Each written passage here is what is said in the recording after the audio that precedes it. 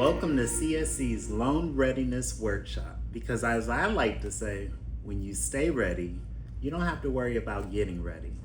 Today we have our special guest, James Cross, who is our lending director, and we want to talk about some tools to help you be successful in getting a loan. So, James, I guess first where I would like to start is kind of behind the scenes of what is actually like an underwriter and what goes into the process of getting a loan.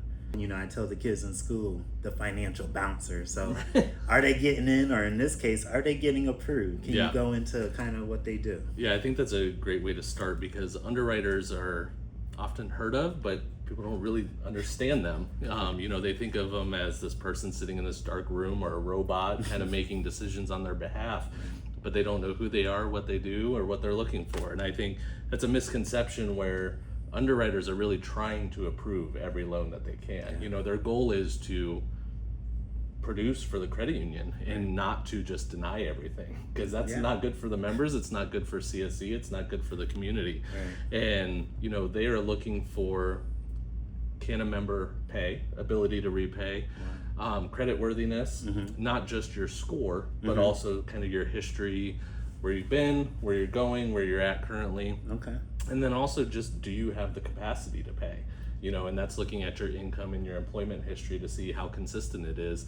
And then those factors kind of align, and we take the story into account, and then we make a decision from there. But yeah, they're not a scary monster hiding under the bed waiting to deny your loan. Awesome. So when we're talking about underwriting, they're actual people, right? That are making decisions on if the loan, I guess, is financially stable in a sense. And you're saying that some of the big factors, or what we like to call the big three, are what we would say probably credit, employment, and what in credit union and financial institute land we say DTI. And a lot of people out there might have heard that term and not actually understood what DTI is. And can you explain, what, at least to the people out there listening, what DTI is for all those that want to know? I'll try to put it in the most layman terms possible. So DTI is debt to income. Essentially, how much money are you bringing in each month versus how much are you paying out? So, an easy example is you make $4,000 a month before taxes, and you have $1,000 rent payment. That's 25% of your income. So your debt to income would be 25%. But you accumulate all of your payments monthly, and then you divide that against your gross monthly income. Okay, so when somebody out there is probably thinking, well, why is that really important, and why is that any of the credit union's business?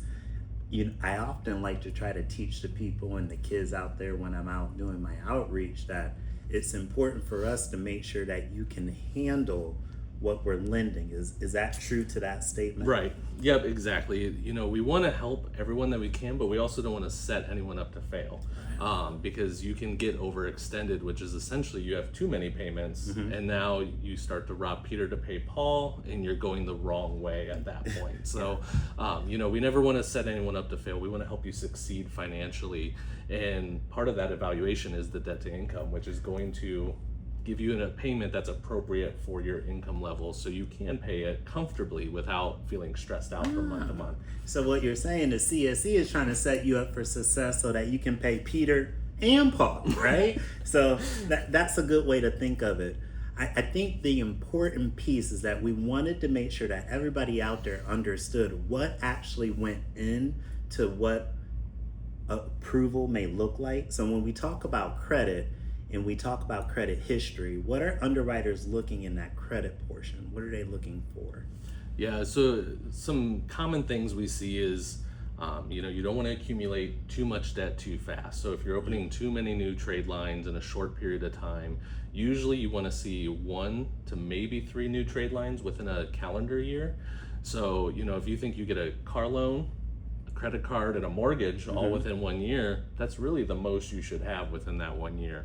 Once you go beyond that, you're kind of escalating, is what we call, you're just getting too much too fast. Okay. So that's one of the big things. One of the other areas is your unsecured debt, which that consists of personal loans, credit card debt. And if you're getting too much of that, sometimes that can be that you're compensating for your income. And what that does is suggest that you don't have enough cash flow coming in monthly, so you're relying on credit cards to supplement your income on a monthly basis. That makes sense. And when it comes to actual payments, a lot of folks out there think, as long as I make my payments on time, my credit should be good. And I like to say that's not always true, because some of the things you're talking about when it comes to the capacity, or in a sense that debt to income, once again, it can bring that score down. So that's one thing now you guys know that underwriters are looking for, and more importantly, why. Payment history can be important, but can you take me through an instance where maybe someone's missed a payment and CSE may still say yes, and vice versa? Yeah, so I think, we all encounter life events, good, bad, ugly, and sometimes you forget a payment, you were on vacation, something came in the mail. We see this a lot with medical bills, that end up as a collection. People didn't even know that they had a medical bill because they changed addresses, moved. But we take that story into account, and we understand sometimes bad things happen to good people. And, a missed payment here or there isn't necessarily indicative of you aren't going to pay a loan. Sometimes there's just a hiccup along the way. James, you hit a good point, that bad things do happen to good people. Can you tell me a little more about when our financial bouncers or our underwriters are looking at that credit history, how they're looking at the past, present, and then future? Yeah, I think you said it up perfectly, past, present, future, because we all know we all have a past, but that doesn't necessarily define where we're going moving forward. That explains why we are where we are, but behaviors change, finances changes, income changes over time.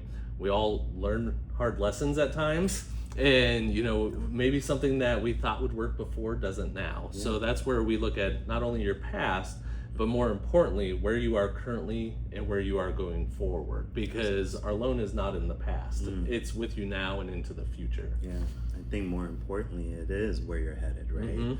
It's Absolutely. not, where you came from. So I love that.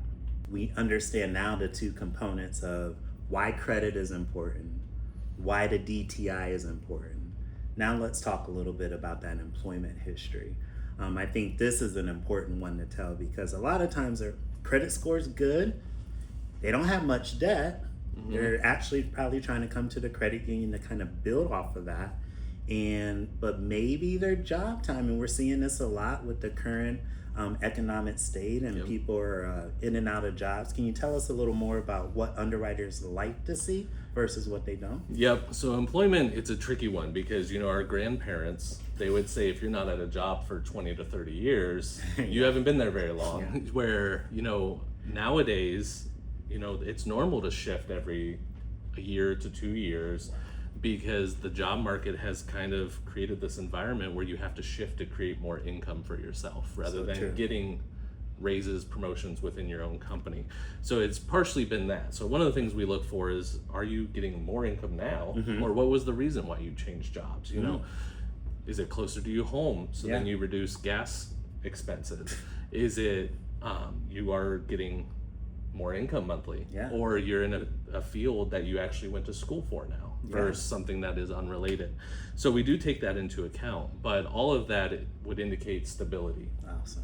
So if you've been at a job for 3 months, you switch jobs for another 2 months, and then somewhere else another 3 months, that's not going to make us feel very good about stability and the chance that income is going to continue onward. Whereas, maybe a year here, you graduated with your nursing degree, now you switch to an LPN or something like that, and you had a job change, but it makes sense. Yeah, I think a lot of times what people don't consider is that part, the stability, and that credit unions and financial institutes are looking to make sure that you can sustain that loan. Especially these larger loans, when you're talking vehicle loans, when you're 50, 75,000 maybe in a sense, and you're writing it for 72 months, financial institutes want to make sure you can get across that finish line. So that's why employment is important. Yeah. When you're shopping for a car, for example, you're thinking about today. What can I afford today? Right. But we have to think, your example, 72 months, that's 6 years. Yeah. So you have to think, can they afford it now, but also 6 years from now? Yeah. Most of us, we can't even fathom what we'll be doing in 6 years. So that's a good way to think of it. And the good thing about today is, when we call those financial bouncers our underwriters, we've now gave you some indicators or what it takes to get into that approval club. I kind of want to get into a little bit of the whole premise of this workshop, timing.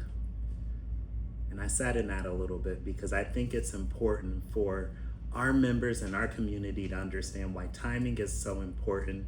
And if you guys remember what I said in the beginning, if you stay ready, you don't have to worry about getting ready. And the reason why we want to talk about it is because so many times people go into that reactive mode. Mm-hmm. The car engine blows. They need a new water heater. We're now in an emergency state. But if you weren't ready, it can be costly. Right. Let's talk about that a little more. If you haven't done the work to have your credit, your employment status, and your debt to income ratio where it needs to be, how it can be costly to you. Yeah, well, I think, all of the factors we talked about, none of them are quick. It takes time to build credit. It takes time to generate additional income. Yeah. If we could all make an extra $1,000 tomorrow, that would be great, but that's not really realistic. Same with debt to income. For you to reduce your debt or to pay off things or get rid of stuff, it takes time. So, and as you mentioned, when you're in a stressful situation, the last thing you want to think about is all of these other items that you need to deal with. You want to handle the problem that's in front of you, and now if you can't obtain lending to help offset that, now you just added a whole other stress on top of that. So I think timing is crucial. As you mentioned, take the time ahead of time. It's a slow build. You're the turtle in the race when it comes to credit. So true. And I think what our goal is today with this workshop is to take you from reactive to proactive. And we want to give you some tools that you can assess, that you can walk away from today's workshop and go, let me start getting at least these 3 things prepared so that when I walk into a financial institute, CSE, I have a better chance of getting into that approval club, right? So when we talk about timing, another thing that I think we need to understand is in this day and age, payment matters. You mentioned something earlier, one thing we're all fighting is inflation. Gas prices are up, groceries are up.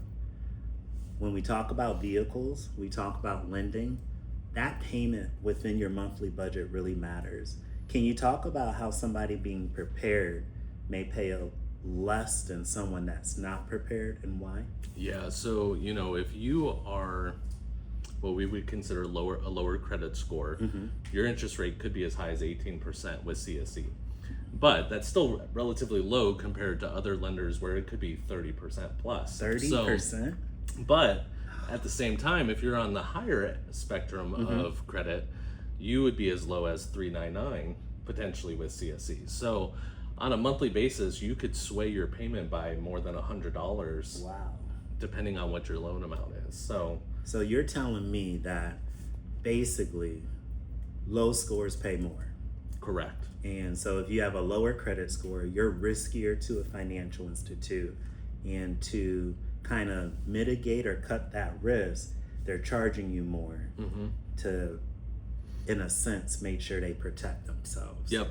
I always compare it to like the stock market with investments. Okay. If an investment is going to yield more, it's more risky.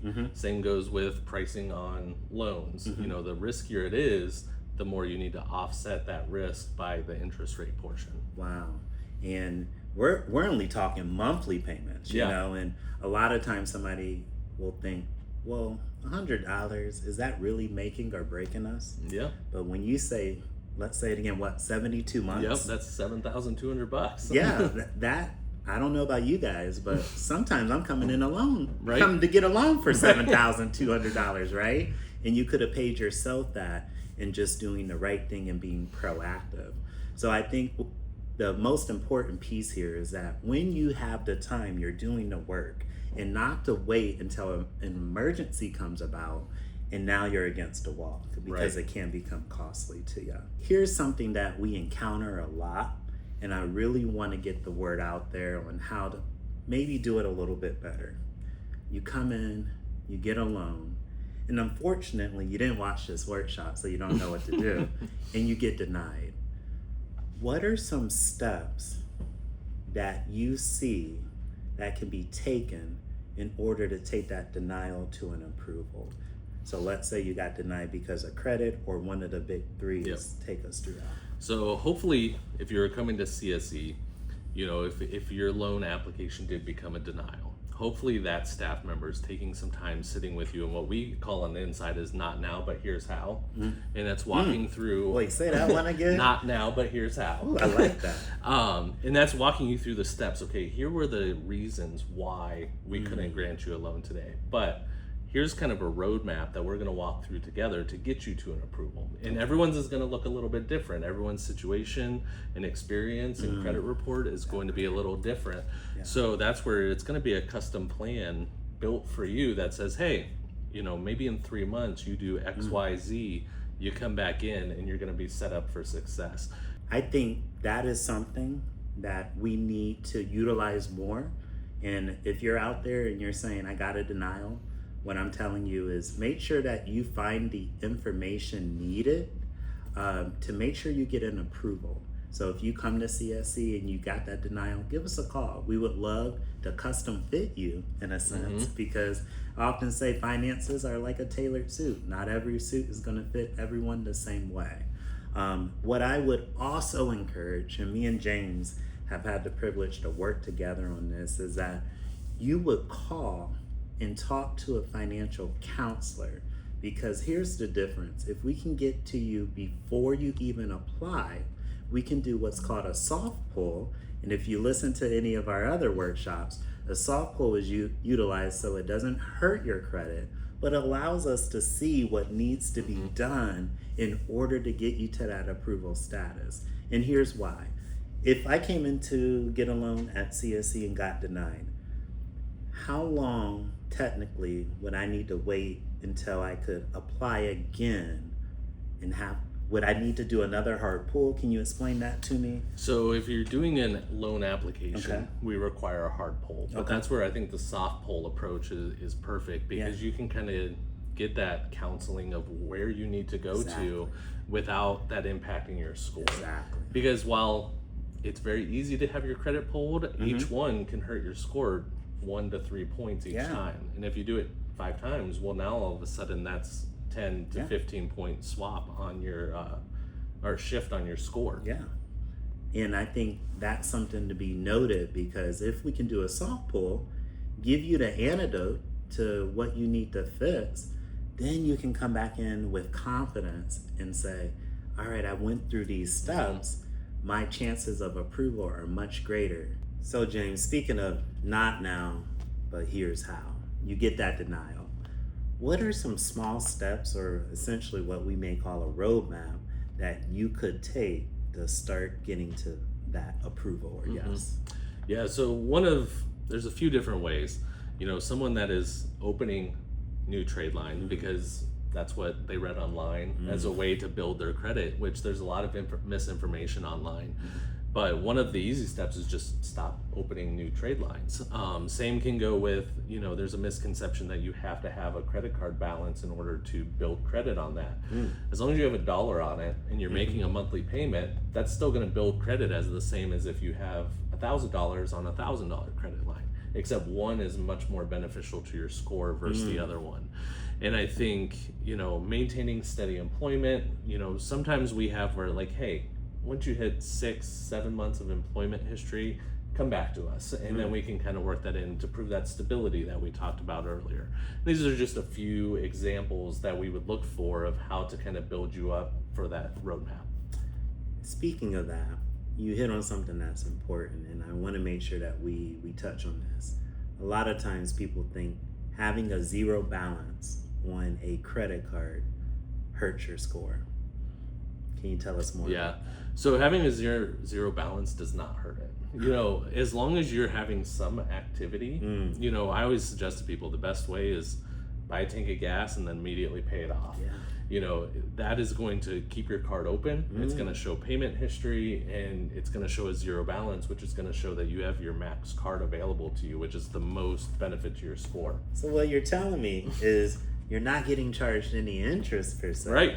But you're still getting max points on your credit Yeah, score. best of both worlds. When we talk about shopping, we would love to think CSC Federal Credit Union is the only financial institute out there, but we know that there's some other players in the game. Someone shopping, what does smart shopping for lending look like? And I don't even think people understand that you can actually shop around with loans once you're at a good enough status. Yeah. I think the key is do your research and read the fine print are kind of the two largest things, because that is, everything's going to be marketed with the most attractive options, not the things that are bad. Yeah. There's one credit card, for example, that if you want to apply to increase your credit limit, it charges you a percentage of what you increase. So, and it's around 20%. So if you want to increase your credit card to $1,000, you just got charged a $200 fee. $200 just to increase it. So, and that's where, they will give a credit card to essentially anyone, but you kind of get stuck in this trap. And then you're paying fees, and now your entire credit limit is taken up with fees, which then hurts your capacity, which then impacts your ability to get other loans. So that's crazy. So if you don't read, you get feed, okay? You better make sure you understand that. And because we're talking smart shopping here and when it comes to lending. Another thing that I think I would like to hit on is, what does it look like when you're shopping and maybe you get that promotion, but you're not reading in between the lines about the higher APR or maybe the fees on the back end? What are some things that people need to be looking for, and where would that information live? Is it in a disclosure? Is it normally on a, so tell us a little more. I think, if you're looking at a traditional lending through another bank, credit union, even some online providers, they're required to disclose that information. It may be in a paper disclosure that they mail to you. It could be listed on the website. Sometimes they're kind of tricky to find because they don't want you to find them. So the fine print is a big thing. Look what your interest rate is. Credit cards, a big one is annual fees. Looking for what an application fee is on a car loan, personal loan. We have seen where even, let's say you want to apply for $1,000 personal loan, you could maybe get a $150 application fee just to apply. But those all are supposed to be disclosed somewhere, either on their website or in a paper disclosure. Let's talk about some myths versus facts, okay? One myth that I always hear is that you can go through some of these fintechs, get these credit enhancers, and as long as you take those steps, you're going to get approved for anything, and underwriters don't necessarily look at that. And can you tell me if that's true or false and why it isn't?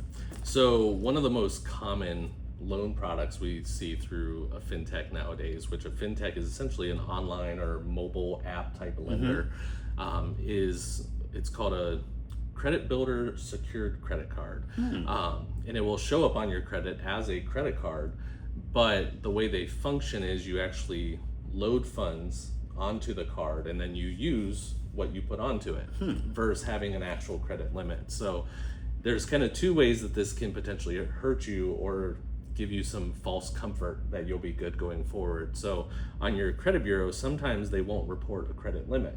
So as we talked about, if you have a balance without a limit to offset it, it looks like you have a balance with nothing to go against it, which can hurt your capacity. Wow. The other thing is traditional lenders don't view those the same as a regular loan. And that's primarily because you're not actually having monthly payments. You're loading an amount and then using it. So there's no actual payments coming in. So it's kind of a fabricated payment history. So it can give you a false sense of security when you're going to apply for something and you say, well, I have a 700 credit score, but your only trade line is this fintech. That really isn't going to get you anywhere. Well, that kind of leads and segues into my next myth versus fact, is that A lot of folks out there on the streets are saying credit unions don't Yep. have that product. So that's why I'm going with the fintech. Can you tell me if credit unions do have something like that? Or? Yeah, so the thing is with those, you have funds that you're loading onto it. Okay. CSE has just a secured credit card. You put the funds in your depository account, and then we link that with the secured credit card, and then you use it, but you just make a monthly payment. Okay. And that shows both as capacity available on your credit, and then gives you payment history that then will set you up for success to get a loan in the future. They're just calling it something different. Yep. Awesome. So it's good to know that CSE Federal Credit Union has that tool for your success. So if you're looking to enhance your credit, give us a call. We would love to help you with that. A couple others, and then we'll start to wind down here. But one of the myths that I always hear is that financial institutes only use your credit score to approve a loan. And I think we kind of hit on that earlier, but can we go ahead and myth bust this? Yep. So the credit score is great. Yeah. For one thing, and that's pricing your loan. And what we mean by that is for interest rates to be non-discriminatory, we have to have something that is consistent amongst all borrowers in order to apply an interest rate. And that's where the credit score comes in. That way then if someone's a 640, they get the same interest rate regardless across the board. You don't have to worry about any discrimination in that situation. Okay. But beyond that, that's really all it's useful for. So, because a 630 might be a better risk than a 680. When you look at bankruptcy statistics, the 650 to 700 range is the most likely to file bankruptcy. Wow. When you would think maybe it would be a 600 or a sub 600 score. Yeah. Wow, that's good to know. A lot of folks out there think that pulling your credit hurts you, checking your own credit. Can you tell us more about that and what kind of tools are out there, especially at CSC, that people might use? Yeah, I think as long as you're using the right tools, it cannot impact your credit. So one of the ways is you can pull your own credit report one time a year through annualcreditreport.com, and you can do all 3 credit bureaus through that. Or at CSC, we have a great option called Credit Score, which is through our mobile app and our e-branch, our online banking, and that you can set up to where you can get alerts. You can go on weekly and see what your score refresh is. So you are constantly in the know, seeing exactly what you have to do, and it will actually grade you on different categories to show where you can make the biggest movement to pay down credit card balances, maybe to then boost your score. Or it might be suggesting that, well, you kind of really need a car loan to kind of take that next step to increase your score further. You know what I love about that is that if you're shopping with our financial institute, CSE Federal Credit Union, what better way to have that transparency than understanding where your score is right now and what you're walking through the door with. So I love that. Another part that people often say, gosh, I have a bad score, so I'm not going to get approved. Is that myth or is it true? I think it's on both ends. People think a high score means approval, and some people mean a lower score means a denial, and that's not always the case, because sometimes there's a really high credit score, but there's a substantial amount of debt, or there's a low credit score, but there's not really any debt. So they have more capacity to take on a loan payment, whereas the other one, they don't have any capacity to take on an additional payment. So it doesn't necessarily guarantee one way or the other. I think I kind of want to hit on this next thing because it's often something we hear, especially when folks get in relationships. I know oftentimes when we have people that are out there dating, they got their significant other and they're like, you know what it means, sign if I can't. Let's talk about co-signers. A lot of times people think when they co-sign, they're not actually financially responsible. They're just on the loan. Can you tell me if that's true or false? So co-signing, you are 100% on the loan. So and what that means is you're financially liable for it. So, we see this a lot with grandparents co-signing for grandkids. But they're doing it to be nice, which is great. We're all for helping one another. But let's say grandkid loses their job, they can no longer make the payment. Well, you're financially responsible for making that. So that's kind of the part where you like to think of it all warm and fuzzy. I'm helping out, but if push comes to shove, you have to make the payment. So you are significant. Brings a whole new meaning to does. Sign if I can't pay. So you better keep that in mind. So I just want to thank you, James, for being here with us today. I think Absolutely. it kind of laid out the structure of what it takes to get a loan, more importantly, what it takes to get a yes. And if you need help, there's people around, especially down at CSC Federal Credit Union, that would be more than happy to help you out and kind of get that custom fitting on what it takes for you to get that approval, so those financial bouncers aren't bouncing you out the club. Is there anything else that you would like to add and tell the people out there? I think you summed it up well. I think, that's our whole goal, is to help people be prepared. Even if you don't have a future situation that you think you'll need a loan. Yeah. Most people don't have what is considered a perfect 850 credit score. Take some time, sit down and say, what can I get better at? So that way then, if you do have a time period, you're ready. Wow. And that, folks, is banking that means more. Thank you.